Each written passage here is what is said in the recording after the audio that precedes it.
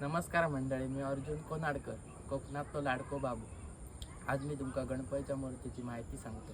रेडीच्या गणपतीची माहिती सांगतो. रेडी बंदर किनाऱ्यावर लोक खनिजाच्या खाणीच्या परिसरात 18 एप्रिल 1976 रोजी स्वयंभू शिंगणाची त्रिभुज मूर्ती दृष्टांत प्रकट झाली. या ठिकाणी शिंगणाचे सुंदर मंदिर बांधण्यात आले आहे. दर संकष्टीला येथे भाविकांची प्रचंड गर्दी जमते.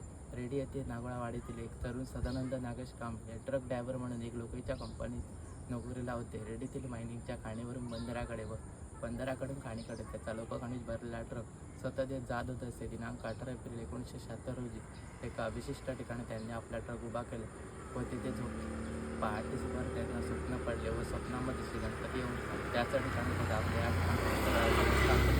त्यानुसार श्री कांबळे व श्री वासुदेव जुलेकर यांनी मायनिंग कंपनीतील काही मजुरांच्या मदतीसाठी खोदकामास सुरुवात केली.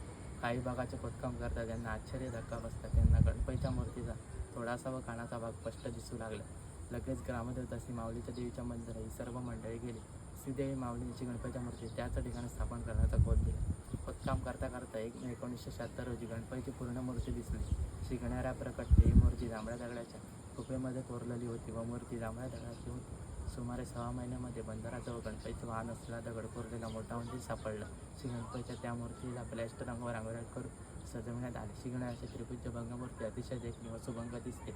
नवसाला पावणारा हा रेडीचा श्री गणेश भाविकांची श्रद्धास्थापना आहे. या ठिकाणी श्री गणेशाचे सुभंग मंदिर बांधण्यात आले आहे.